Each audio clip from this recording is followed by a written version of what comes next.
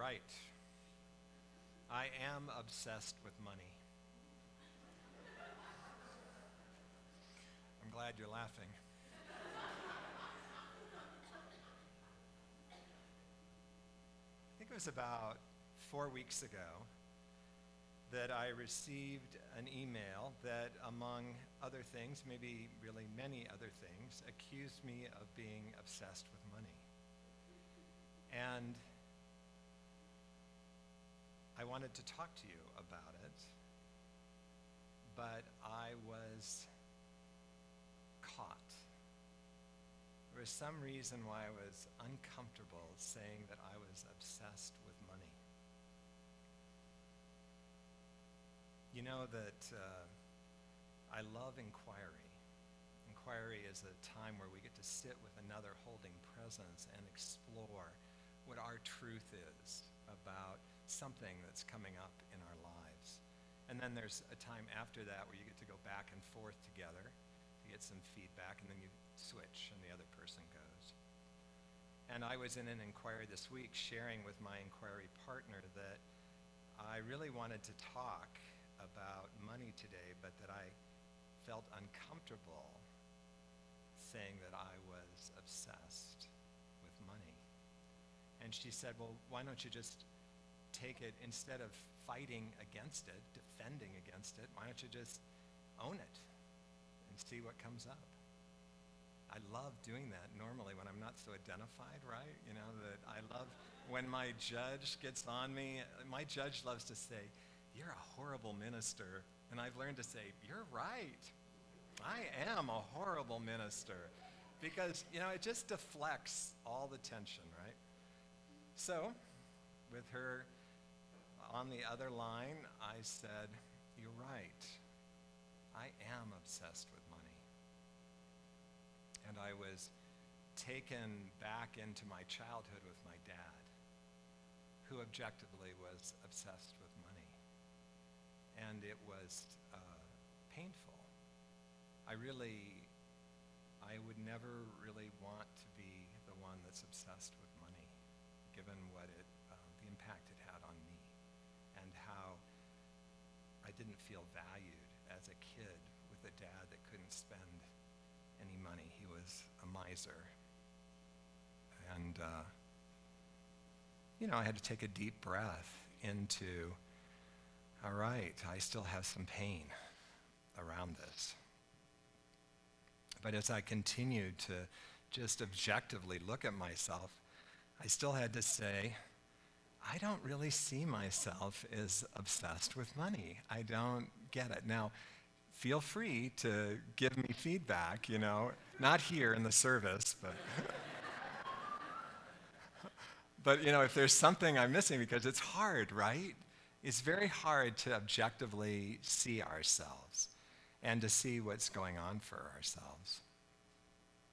Now, the exact wording that was used was, when I first came to this church, I was told that Scott is obsessed with money.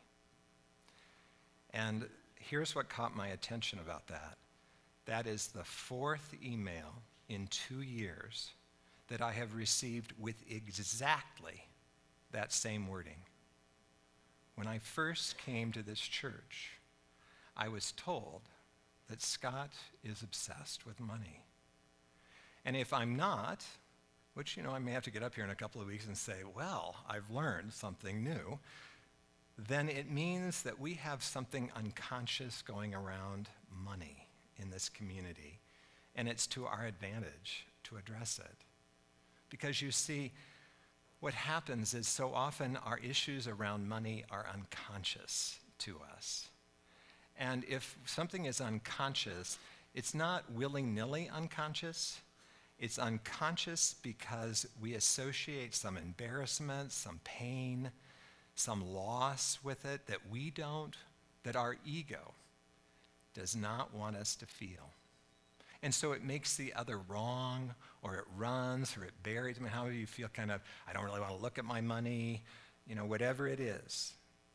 It takes us into a defensive pattern, similar to mine of not wanting to even tell you that someone was accusing me of being obsessed with money.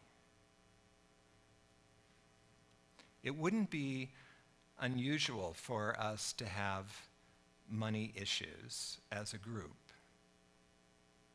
It's interesting that we spend a third of our time in money-related activities in our life.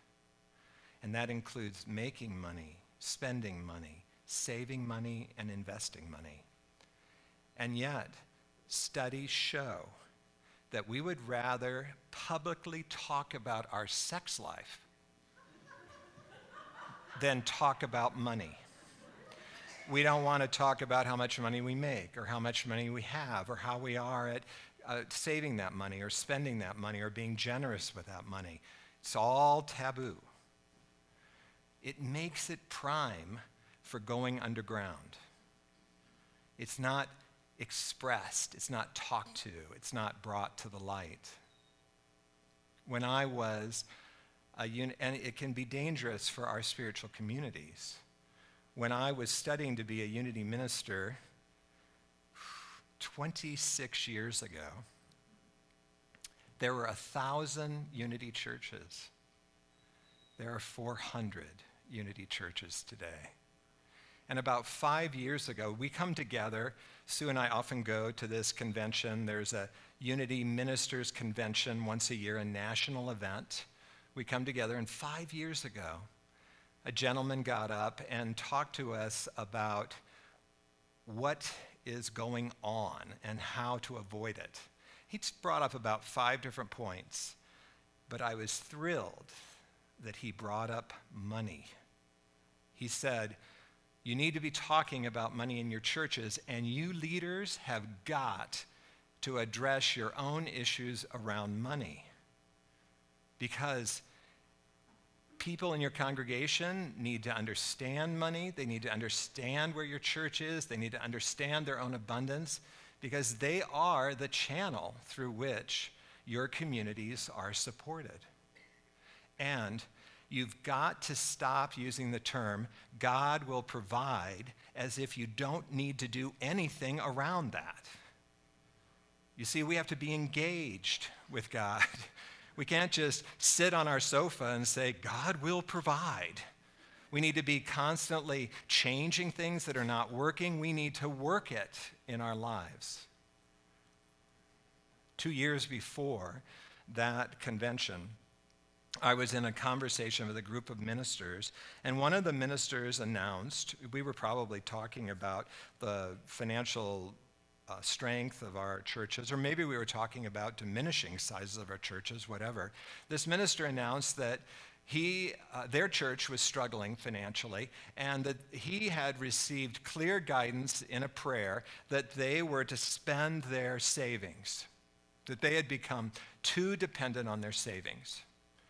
You know, I'm like going, really? How much savings do you have? 20,000. I said, it doesn't seem unreasonable to me to have $20,000 worth of savings. Savings allows you to relax. Savings allows you to be cutting edge. You can try new things and not worry about driving your church into bankruptcy. Savings is a good thing, And I said, do you talk to your church about money? Oh, no. Do you teach any classes on prosperity? Well, my church, my group is an older group. They're fixed income. I don't want to upset them. I don't want them to think that I'm after their money. I'm going, well, there's a difference between educating them about what's going on and helping them with their money issues versus spending down your savings thinking because you have savings, God isn't providing. Do you see how it gets kind of twisted in our minds that we don't really want to upset anybody? People get upset when you talk about money, so let's not go there. And yet, really? Can we only work on part of our spirituality and expect ourselves to be in the flow? We have to be willing to overturn any stone. It doesn't mean you have to go through and always, okay, what are all the stones? Don't worry. Life is always showing you the stones. But are you willing to turn them over? Are you willing to look at what's there? Are you willing to be challenged? Eileen's song was so great because spirituality means being in the unknown and in the tension of it, not just knee-jerk going along with our belief system. Stuart was kind enough to let me share a story. Stuart, my partner, if you're new today. This year, Stuart has had to take on 2 large financial projects. And what's beautiful about them was they really needed to be done. You know, he has a rental property. The windows were so bad that they kept falling out of the frames. And he didn't really know that until a tenant called, this new tenant said, "Do you know this is happening?" He goes, "No, I didn't know that was happening." And so, you know, he ordered new windows and he had another big expense. It brought his savings down to less than $50, which brought up a lot of vulnerability for him. You know, he wasn't used to having savings that low. And his knee-jerk reaction, because what is vulnerability, guys? Vulnerability comes to us typically from not trusting, or you could say a lack of faith. So he said to me, "I'm going to cash in some of my retirement. I don't care if there's a penalty. I need some money for savings." Now, see, we don't always think very clearly. When we're triggered into our issues, we often don't think. Now, it happens that I came out of my childhood as a saver. We're impacted by our childhood. As much work as I've done, I'm still a saver.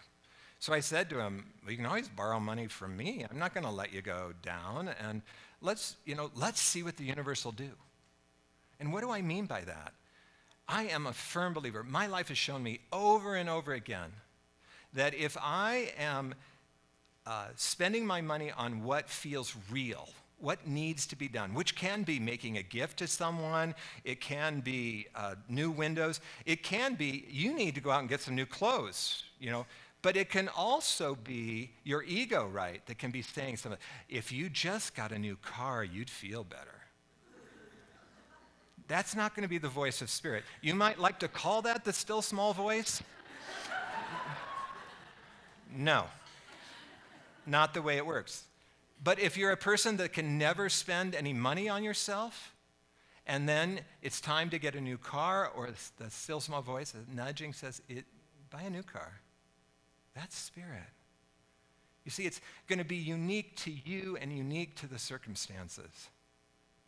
So he reluctantly agreed to sit in the tension of it for 4 weeks, about 4 weeks. I don't know how many years ago, 8 to 10 years ago, Stuart made an investment. He invested in a restaurant chain that was starting up here in Colorado. And the investment turned out to be a really good investment. He's made well over his initial investment back in dividends. But the dividends have slowed way down. Like he got one check this year and it was for a couple of $100 or something. And he had said to me, "I need to call or email and find out what's going on here." Well, in this 4-week period, he ran into the president of the company. You won't be surprised by this, at a coffee shop. My partner's addiction. And he asked the guy, what's happening? What's happened to the dividends? He said, "Well, we're totally reworking the company. We're rebranding. We're putting all of our extra money into that process." He said, "I've been meaning to send you an email and let you know that." But he said, "You need to be aware that we're thinking, in order for you to keep your ownership percentage, that you may have to infuse some cash into the company." But he said, "I'm personally looking to own more of the company, and I would be happy to buy you out of your investment." And he put out a number that was about a 20 to 25% increase in what Stuart had invested in the company. And remember, he's already gotten all of his investment and more back in dividends. And Stuart said, "I'd be happy to sell you my stock. Stuart's savings account went from $50 to just shy of what it had started at.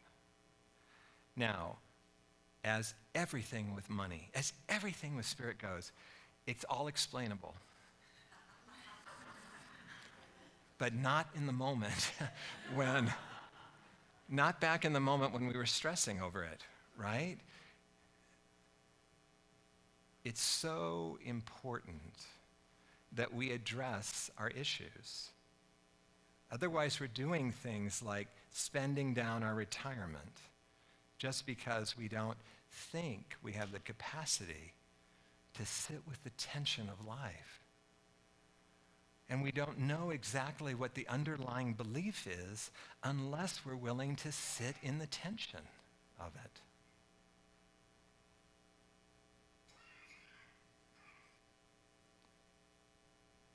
I was very fortunate to grow up in a family where we talked about money and where we were educated about money.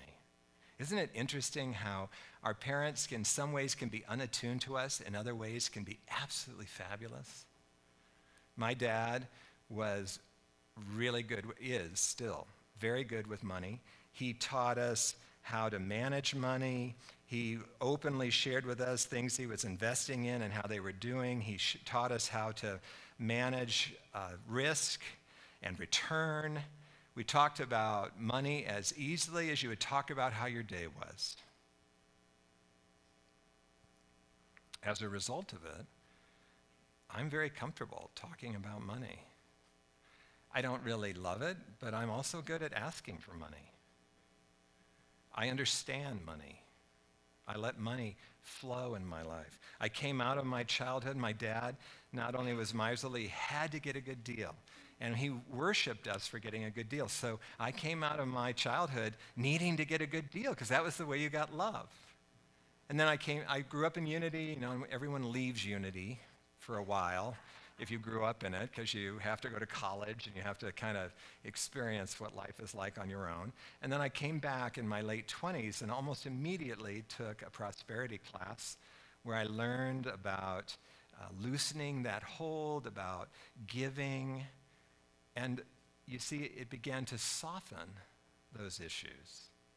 As I told you, I'm still a saver. We're going to be impacted by our childhood. Why am I a saver? It was so hard to get my dad to buy the basics.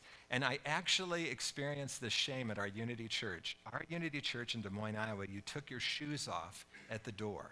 And there were these cool little cubbies. Well, my dad wouldn't buy us new clothes. And I was growing. So all my socks had holes in the toes. And I felt ashamed of that, very embarrassed. So I learned that if I saved, I could have more control. I could buy some new socks. I could, get the things that I wanted. One thing that my parents did, which just still cracks me up, we got an allowance. And we had some certain things we had to cover on our allowance. We got our allowance every week. They're really good about that. But when you got to a certain age, they gave you your entire allowance on January 1st. The first year, that was rough. I got $20 a week, which is just over $1,000 a year. It all came in the first, I don't think I made it, but 4 months. And then you don't get anything else. You learn the next year. But you see, these are the lessons in life. When I went off to college, I had no trouble managing my money. I didn't even give it any thought.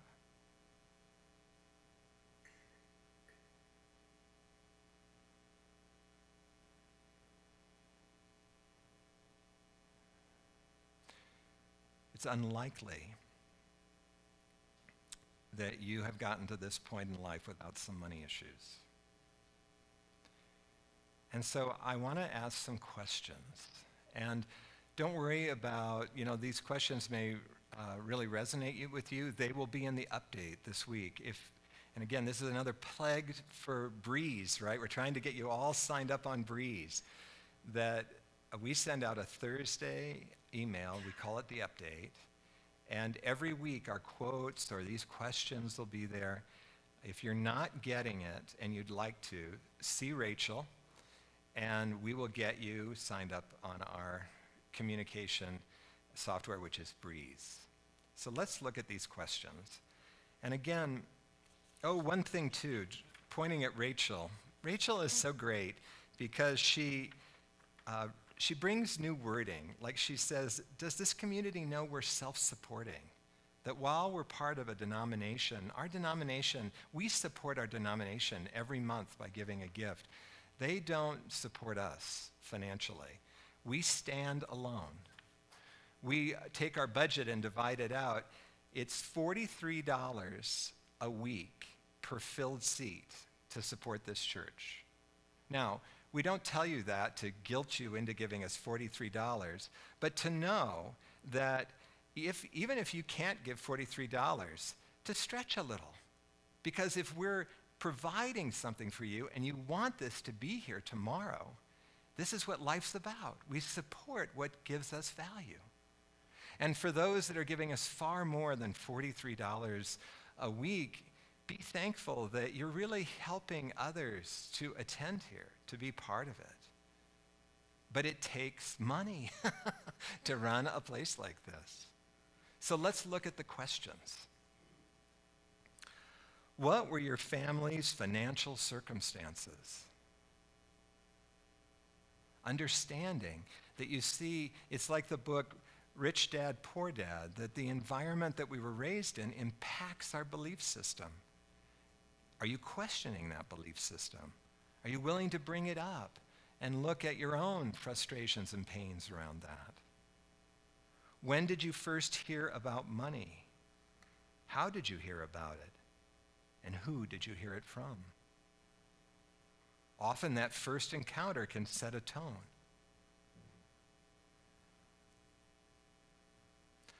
What was the emotional climate like around money? Was it something they were afraid of or something that they could celebrate? Was it something that was taboo or something that could be talked about? Was it something that mistakes could be made around? Or did everything have to be handled just right? All these can affect our relationship with money today. Who was responsible for money in your family? I read a great study this week, you guys.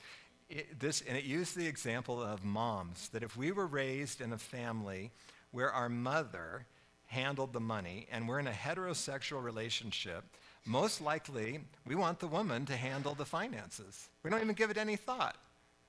Oh, it's because mom did it. Be a good thing to ask the question, who's skilled at it?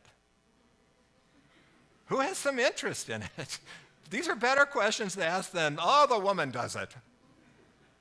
70%, can you believe it? When it was modeled, that's what we do. When did you first learn about money? How old were you? When did money hit your radar? And how did it hit your radar? Were you responsible for an allowance, or were you just given money or something different? Do you see that if you were just handed money, that might explain why you struggle a little bit with managing money? Colleen's laughing here in the front row. These are the things that, not to make us bad, just to say, wow, this is an area I hadn't really thought about. What was the first thing that you ever bought? And what did it feel like? Were you excited or were you scared? It's that whole question, how did it go? And then finally, how have these childhood experiences affected you? How do you live with them today? Money is a huge part of our life. And when we're willing to talk about it and explore it and get the cobwebs up out of the unconscious, we have a much greater opportunity to be in the flow around money. When we're not willing to, then those things tend to go unconscious for us. And the ego likes to protect the unconscious. It does not want us to feel uncomfortable. And it becomes much easier to be angry at someone else, to run from money, to stick our head in the sand about money. Probably not the healthiest approach. Because our willingness to be engaged with our money and with our beliefs around money open us up to the miracle that the women, it's a miracle really, how the universe loves us and wants to support us. I want to invite you to begin to prepare your love offerings as we invite Eileen back up to inspire us.